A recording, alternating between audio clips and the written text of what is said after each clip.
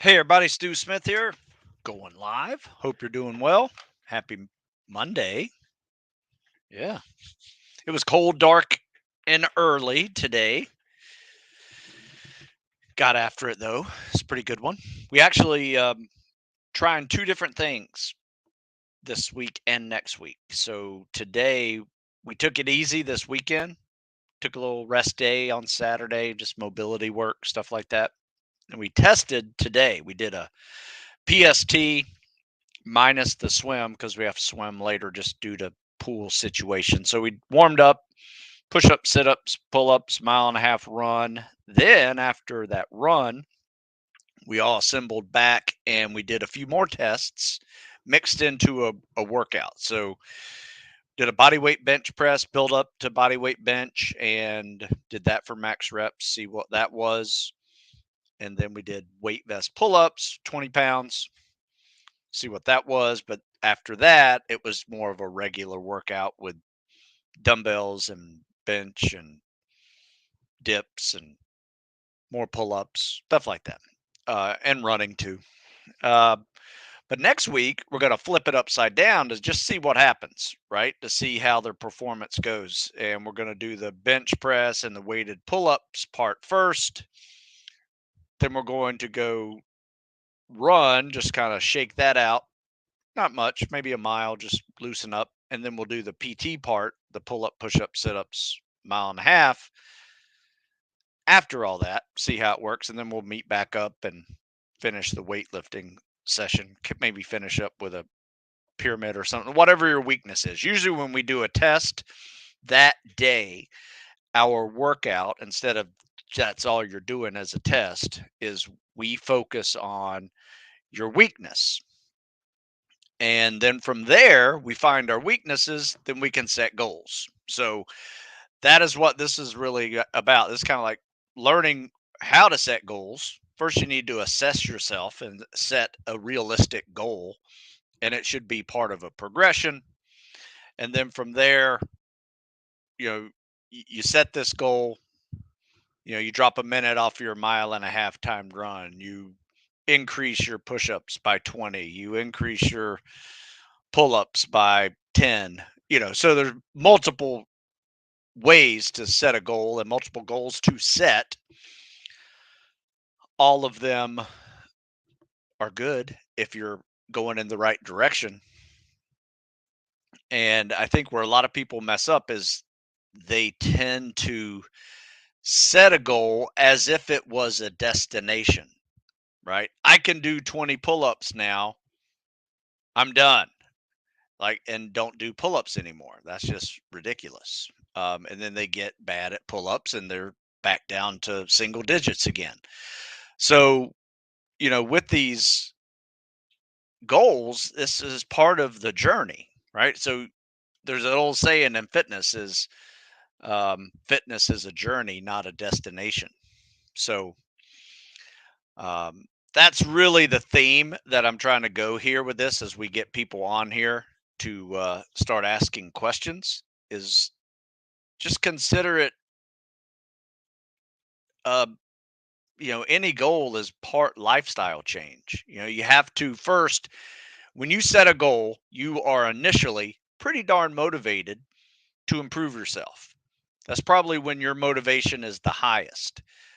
After a few weeks, there's going to be a day or two or three where you're not very motivated to go do the work, but you do it anyway. That is when you have created a habit, a block in the day where you are training. And that is now a habit after a few weeks, maybe more. And when you work out when you don't feel like it, that is a very powerful moment in your personal development because you go from basically trying to set a goal and not being very good at something. You've discovered a weakness and you're trying to improve it to now I've just taken an extra scoop of mental toughness by doing that when I don't feel like it. And that's going to play a huge role in your success later in future goals and future levels of success. Because I will tell you this, I had, 18 years old, 17, 16, 17, 18 years old. I had a goal to go to the Naval Academy, play football, and be a pilot. Well, I got to the Naval Academy, so goal accomplished.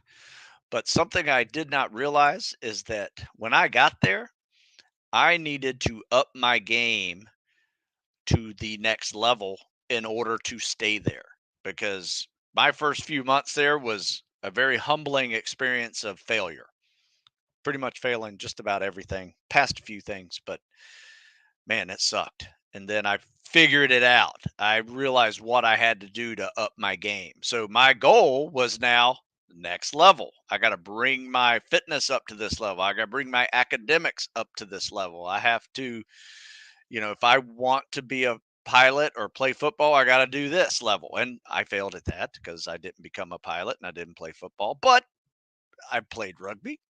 And then I set a new goal of wanting to become a good spec ops candidate, and then go into bud, set a new goal, getting through bud, set a new goal. So these goals are just constantly evolving with you and your development.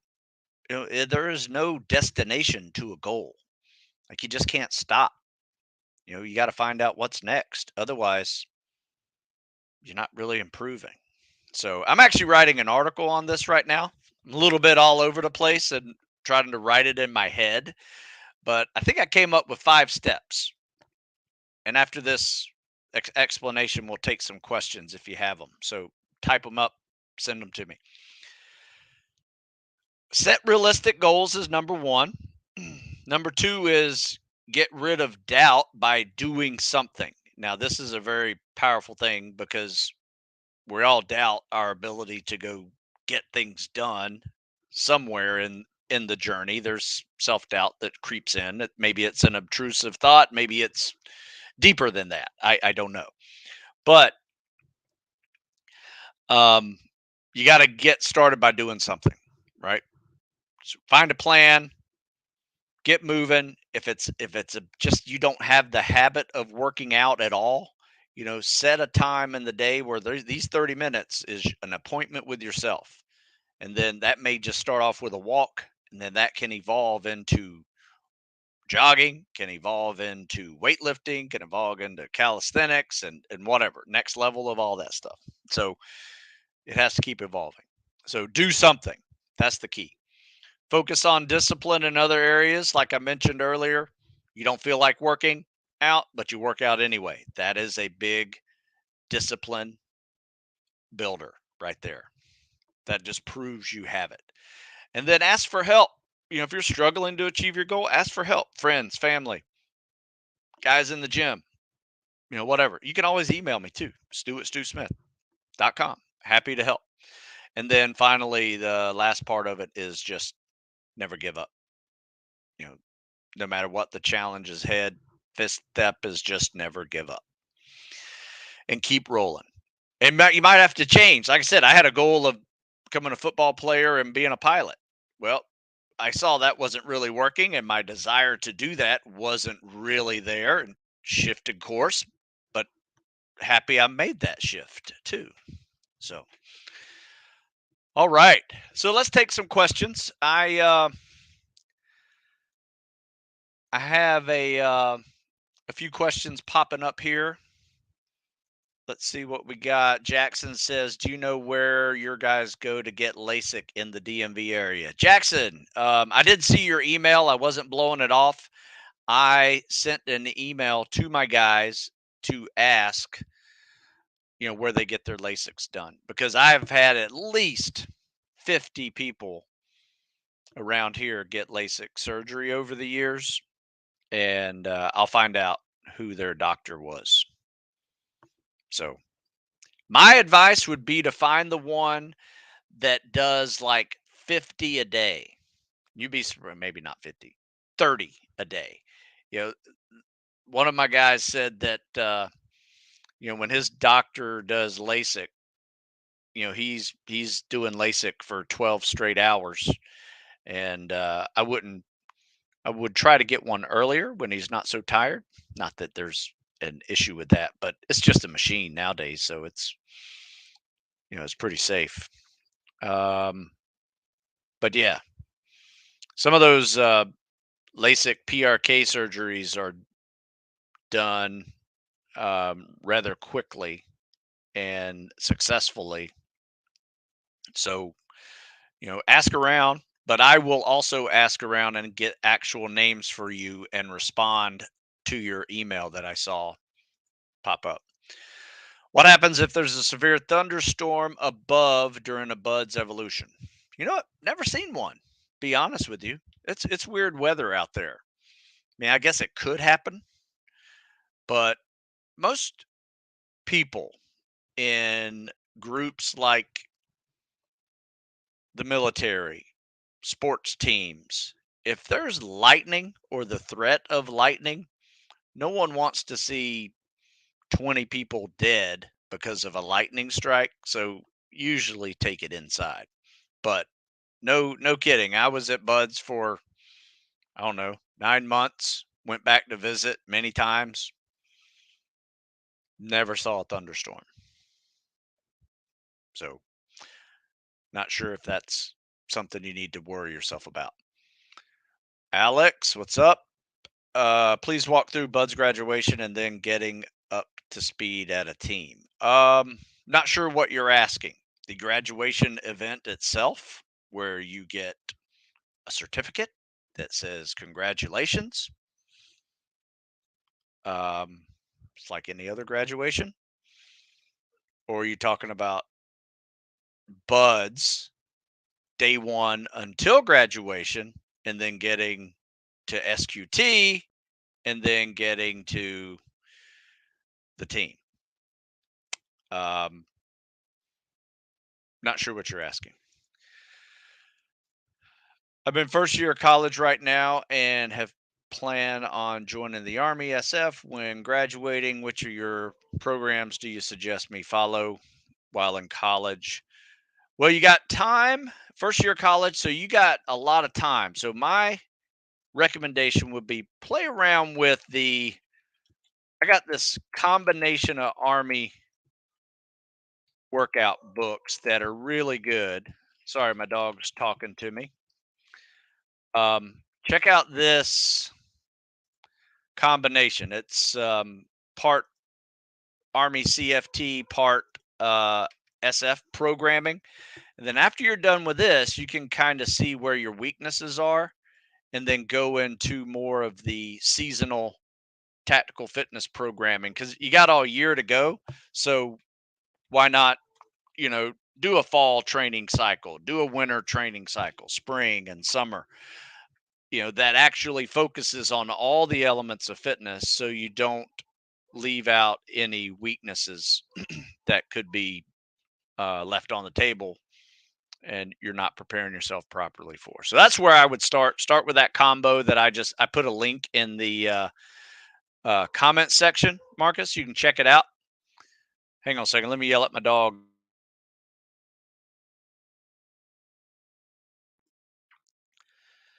All right. Let's see.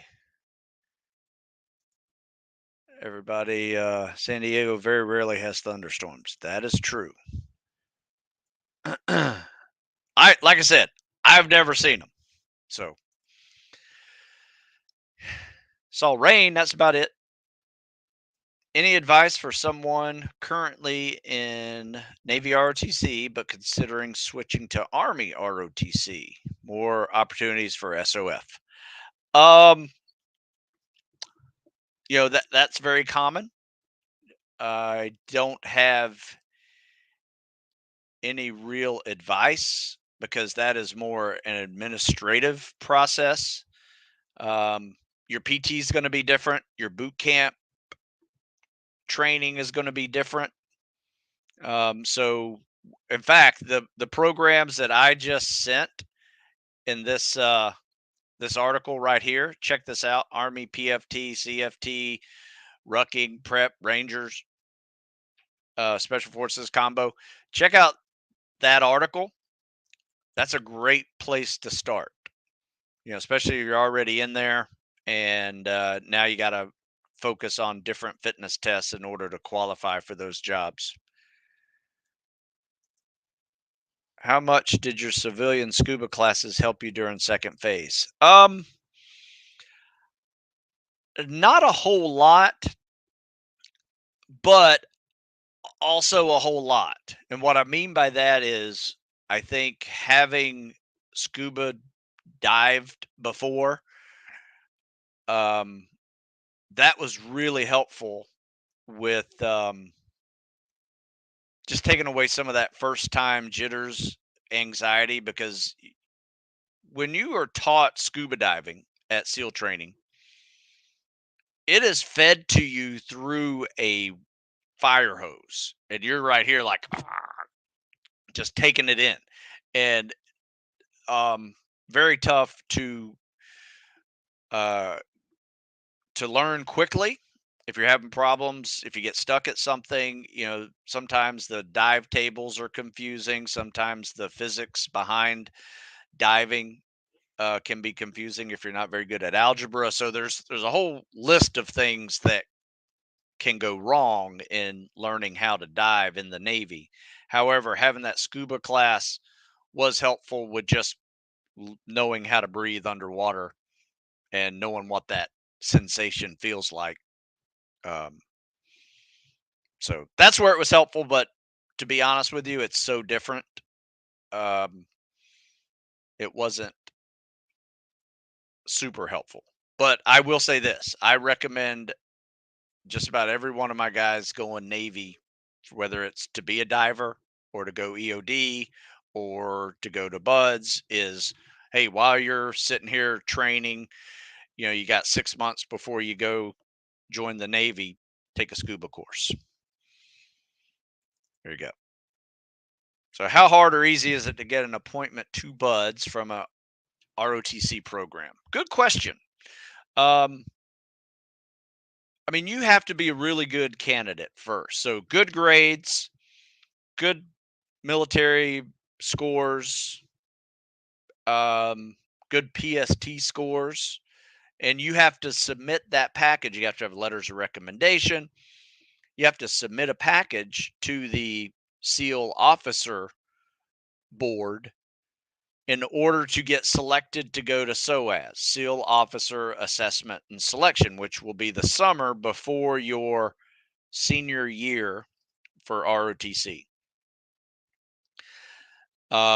You're going to get graded on 2 weeks of training. The first week is very physical. It's basically they're putting you through Hell Week with a lot of tests physically. And then the second week is interviews and public speaking. They may give you a topic and you got to speak on it. May have to argue a topic. I don't know. There's a lot of different ways that they can assess your abilities. And then, then they grade you on that and you get ranked between 1 and probably 80. And they typically take between the 3 or 4 different methods of becoming a SEAL officer, maybe anywhere between 70 and 80 a year. So you're somewhere in that zone. So you just have to make it in that 70, 80 zone. And that's a mix of probably 30 Naval Academy guys getting selected, another 20 ROTC guys getting selected, and depending on the quality of the OCS and fleet guys who want to go to Buds as an officer or as an enlisted to OCS, depending on their numbers, they make up the remaining bit of that. So you may have, 30 from the academy, 20 from ROTC, and 10 to 20 from OCS, variety of methods through OCS. So that's how hard it is to get an appointment from ROTC. Good question. With all the training modalities available, calisthenics, dumbbells, TRX, barbells, weight vests, kettlebells, etc., What should a tactical athlete's primary focus be? All of them, and your primary focus should always be a weakness. Your secondary focus should be maintaining your strengths. That's my definition of a tactical athlete's difference. You also forgot cardio with running, rucking, and swimming, depending on your job. So, all of the above. In fact, that's what these are all about right here. This is all about that. In fact, in here, you will see, and you'll find, you can find this also online. In fact, I may just pull it out and share it. There's a Venn diagram of everything you need to be good at, right? As a tactical athlete: strength, power, speed, agility, aerobic, anaerobic conditioning, muscle stamina. That's going to build your durability and work capacity. Down at the bottom, you got stress mitigation, sleep, recovery, nutrition, flexibility, mobility, dealing with stress, then your ability to learn, job skills, coordination, mindset, all of that. So that is my Venn diagram of what the tactical athlete needs. And every one of the things that you just mentioned are things they need. Hey, here's something I found the other day. Pretty cool. Old folder. You guys remember these folders? They used to hand out, recruiters used to hand out these things. Little SDV ops. Found that in a box of mine. Pretty fun. Say, did you guys have to memorize every square box of the dive tables? No, we did not have to memorize those, but we had charts and we'd work dive problems to figure out where your nitrogen levels were during dives.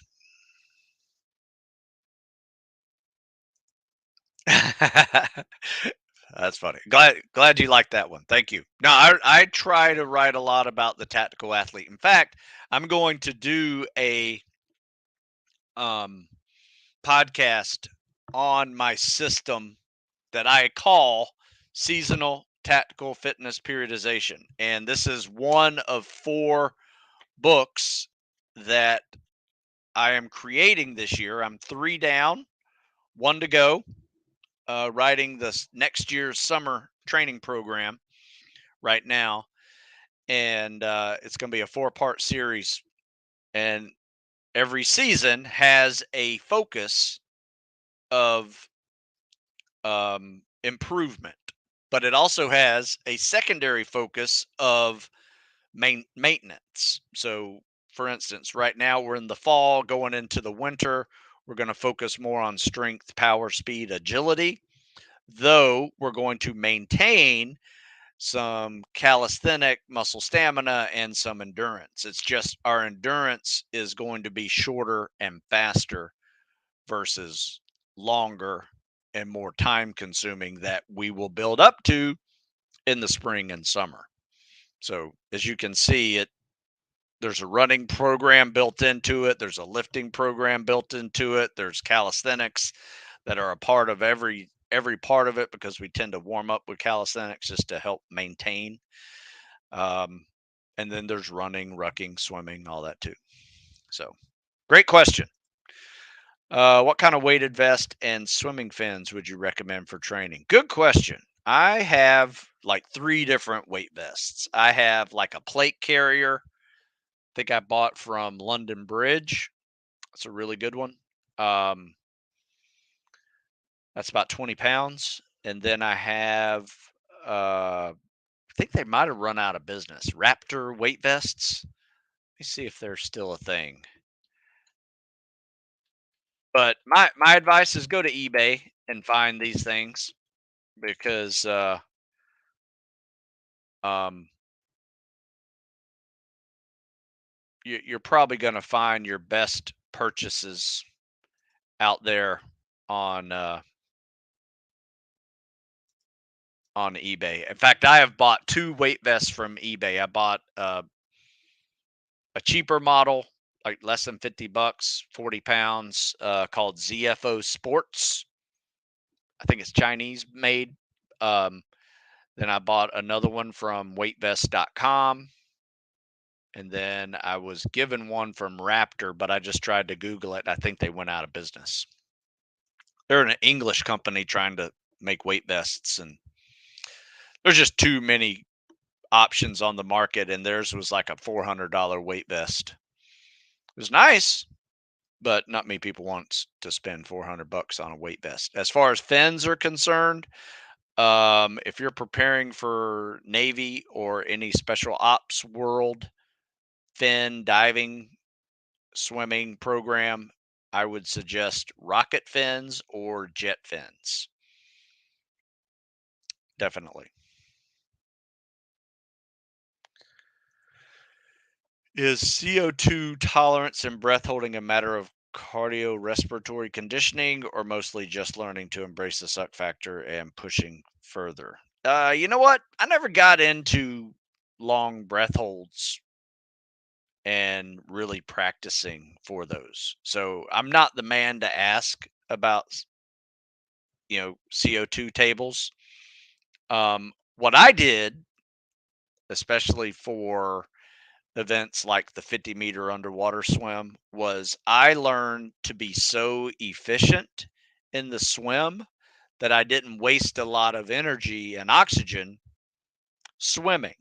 So I would glide the entire 50-yard swim. I mean, you have to do some strokes, obviously, but you would glide most of it.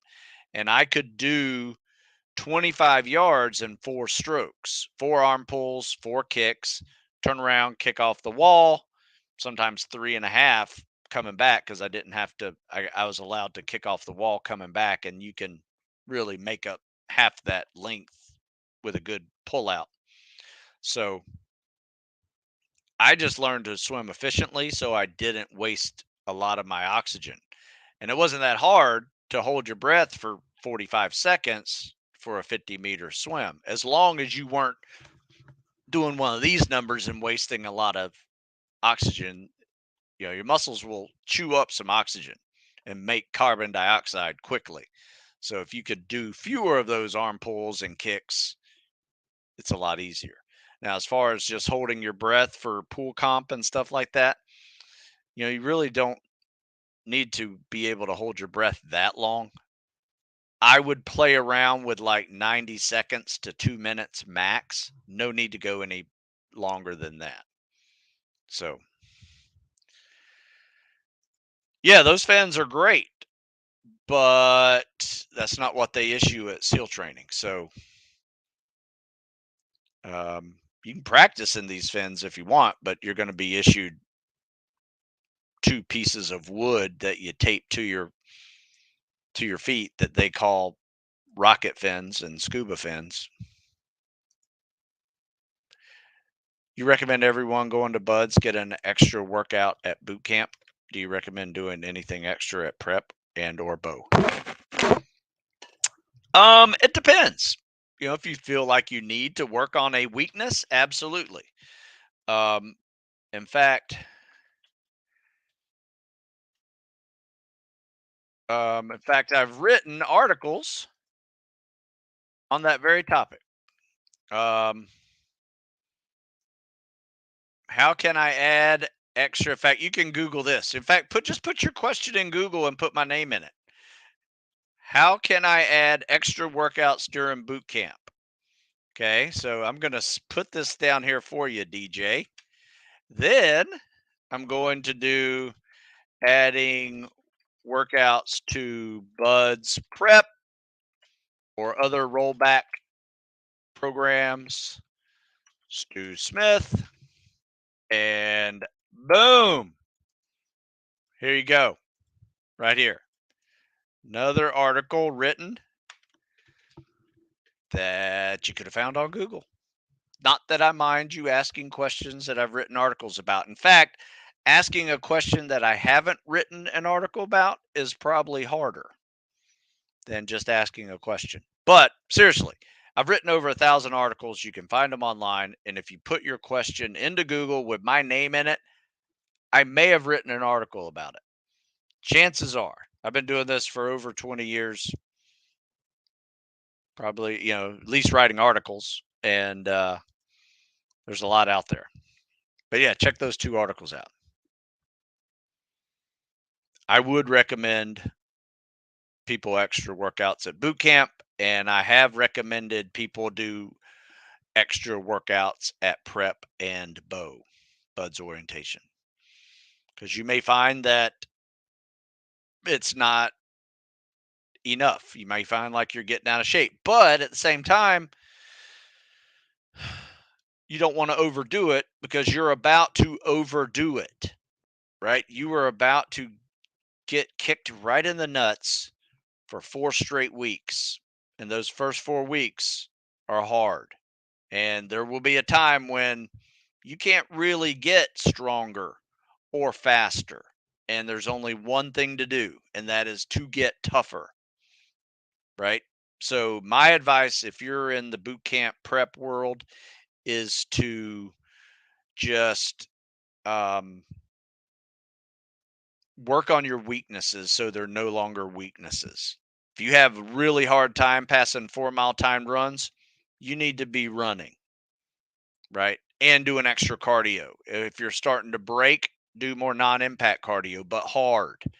I was injured in third phase at Buds, and um, I couldn't do anything hardly for like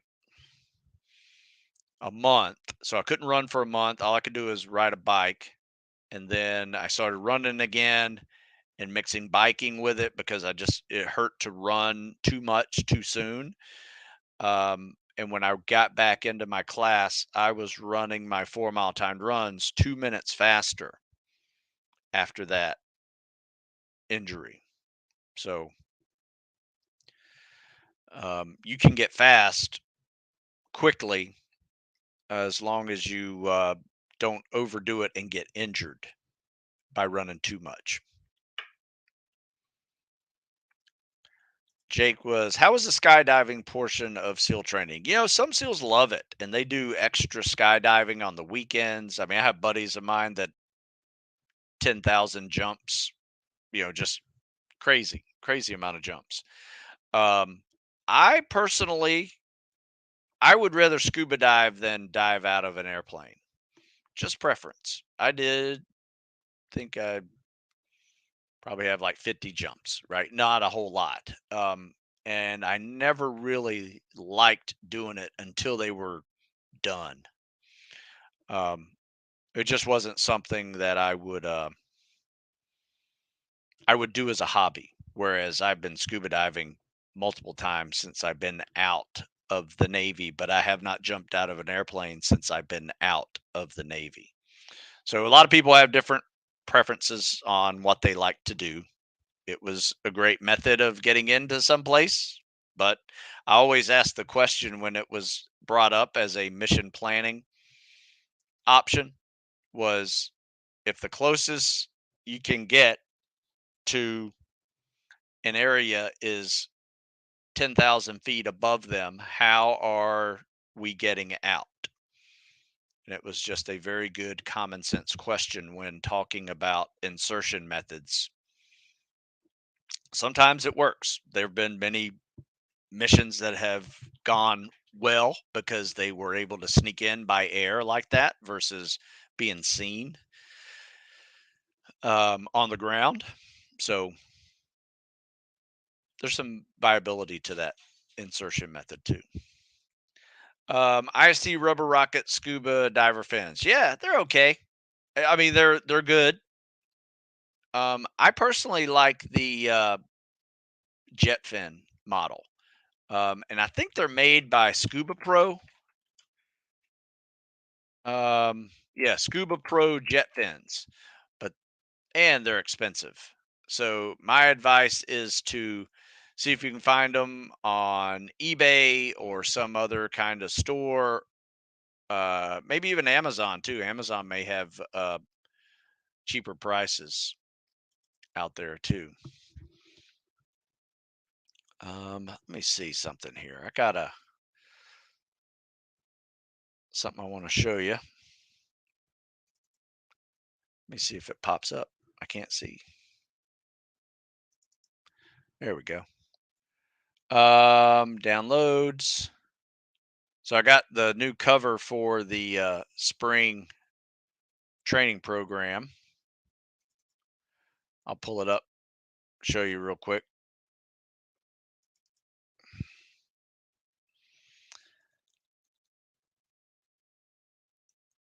All right, let me show you guys this. I'll share my screen with you and show you this cover that I just got. So here it is. Um, Pretty cool, huh? So I just tried to make each of them just a little bit different colors, for each season, so I wouldn't get them confused. So we got the fall one. I got spring. I haven't received that one yet, and I have the winter lift cycle also created. Um, but yeah, that's our summer training cycle cover. So looking forward to putting all four of those out. Almost done. I had a goal that I found for myself back in July where I said, you know what, I need to really explain seasonal tactical fitness periodization and what it is. And I thought the best way to do that is come up with a 4-part series that really explains the process, because each season, yes, they build on each other, but they also are really different in their areas of focus. And what it allows you to do is just not ignore things that most of us like to ignore because we're not good at doing. And we always focus on those things that we like to do and probably don't really need to practice as much to stay good at them. It's just something we've always done. Kind of like the guy who goes in the weight room and all he does is bench press. He's good at bench pressing and he sucks at everything else. And he ignores everything else. So that's what I'm trying to avoid. That phenomena that tends to happen to all of us. Let's see. I treaded without hands for 48 minutes. Damn. Nice work. That's a good workout. I consider treading water, especially with no hands, vertical swimming. So, however long you can swim for 48 minutes, that's how much I consider that you've just gone swimming, right? You have swum vertically. You didn't go anywhere, but if you were horizontally and making all those kicks like that, chances are you're probably moving about 500 yards every 10 minutes of treading. So nice. No, that's impressive. In fact, most of my swim workouts are we will start or finish with a 10-minute tread.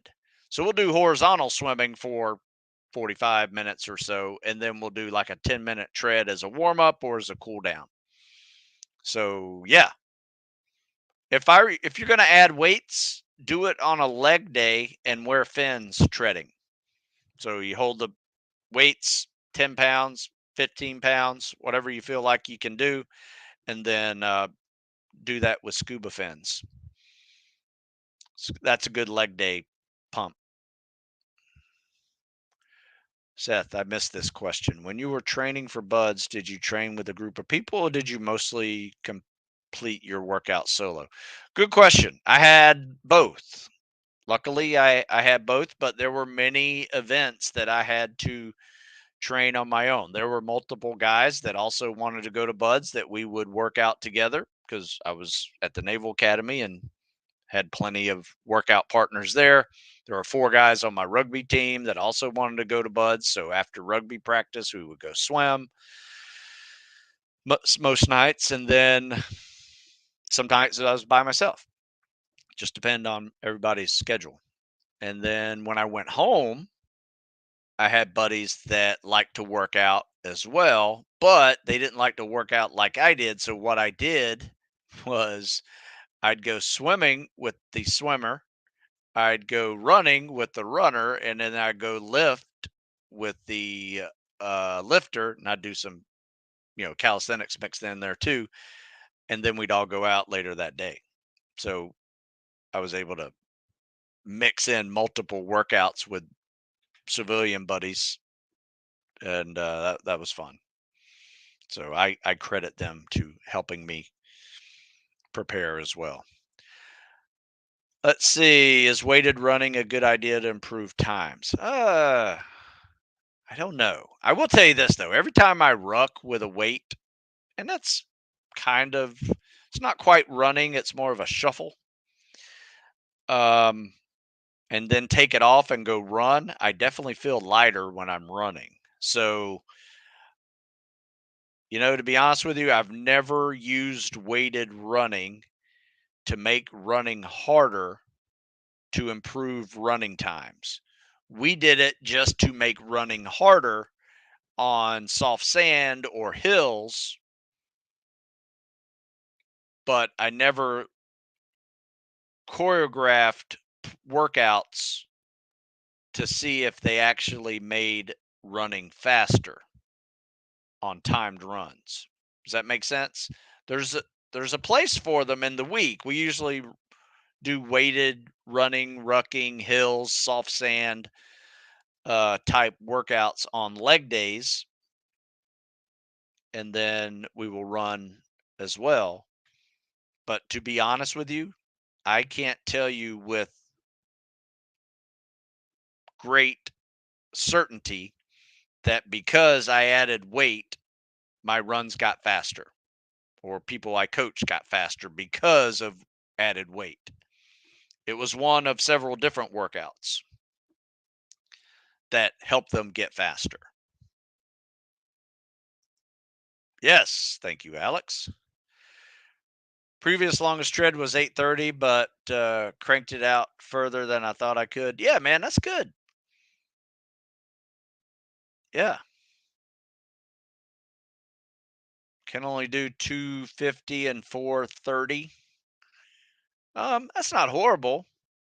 I mean, that's a 9-minute pace, so it looks like you're capable of a 9-minute pace. If you want me to critique, send me a 50-yard video of you swimming, and I can tell you what you're doing right, what you're doing wrong, where you're wasting energy. See if that works. Do Seals PJs ruck run or just rucksack march? They go pretty darn fast. Now, some may call it running, but really, if you look at it, it's more of a very shorter stride, faster cadence shuffle. Um, Very rarely will I see somebody breaking 10 minutes on a ruck and it looks like they're running. They're just have a higher cadence on that. But every now and then I do see people doing that, and I'm sure their knees hate them for it. So, not knocking it, just saying I would work on shorter strides if you're trying to go faster and higher cadence. Heavy rucking increased my speed and endurance when I did that, and it fixed my hip problems as well. Strengthened my hip flexors. Sure. I'm sure there's other things too that you were doing. Swimming with fins probably helped your hip flexors. Um, you know, other leg exercises. So I was just saying, I don't have a straight answer for any one thing helping someone run faster, because I don't just do one thing to try to run faster. I use about four different things at the end of the week will run faster.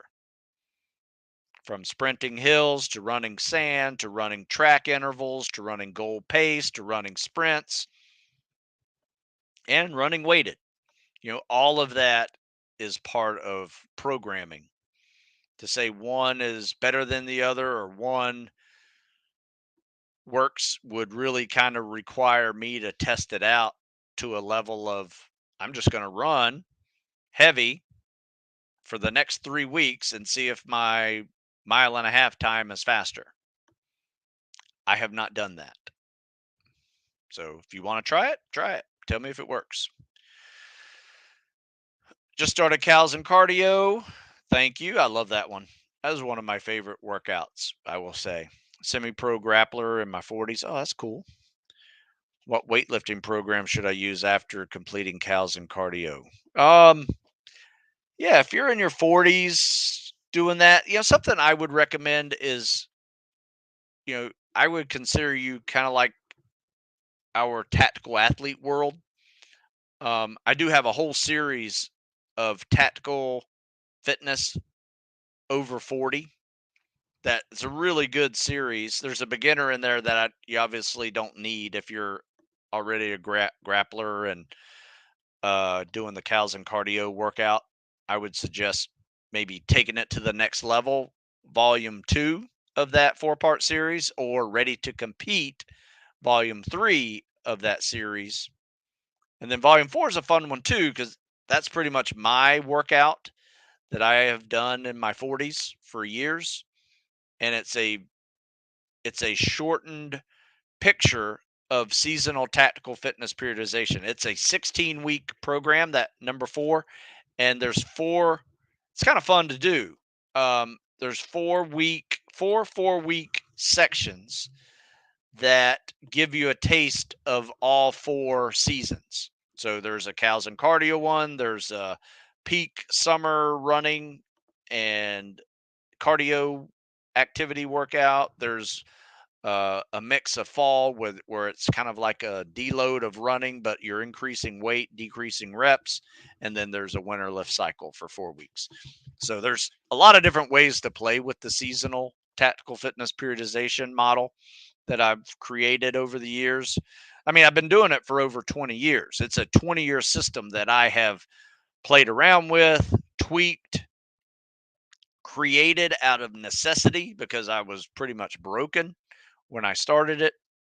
And it was exactly what the doctor ordered, to a point of where, um, like, even in my 40s, it evolved further by adding that mobility day, which was life changing for me. So, my suggestion, as a grappler in your 40s, is definitely, um, consider that mobility day as one of your days. Um, you can call it mobility day, you can call it easy day, recovery day, you can call it a treading workout technique day, whatever you want to do. But it is, I just put a link to it in the comment section over here. Check it out.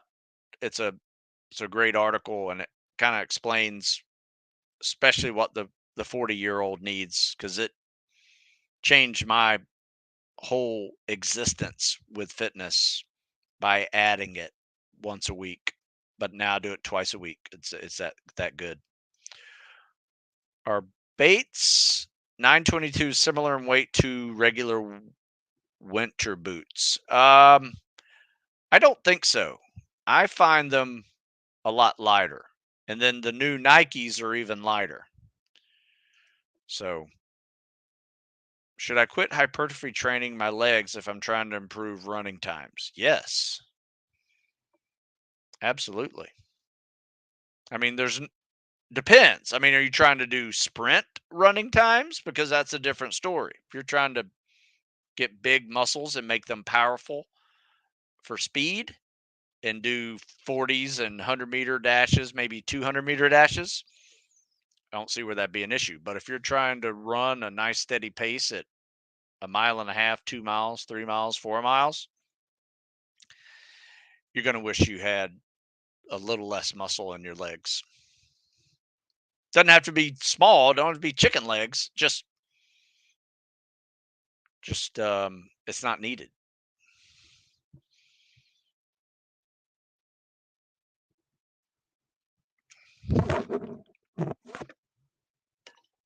So, there you go. All right, we're moving right along here. Tomorrow I'm going to do another Q&A session at 9 o'clock, and we will focus on CSS critiques. So send them if you have them. You can email me, Stu at Stu Smith, for any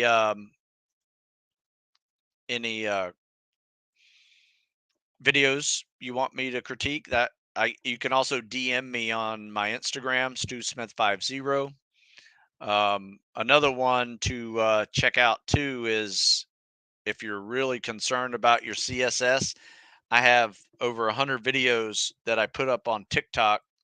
It's just me critiquing people swimming. Some of them are great, some of them need help, some of them might be your exact same issue.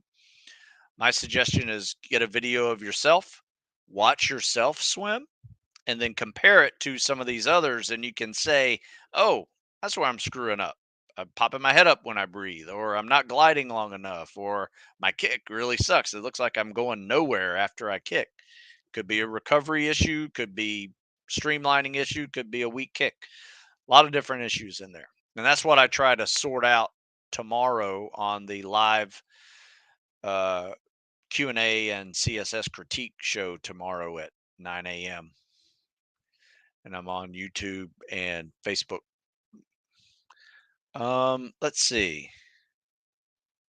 Let's see if there's any other questions.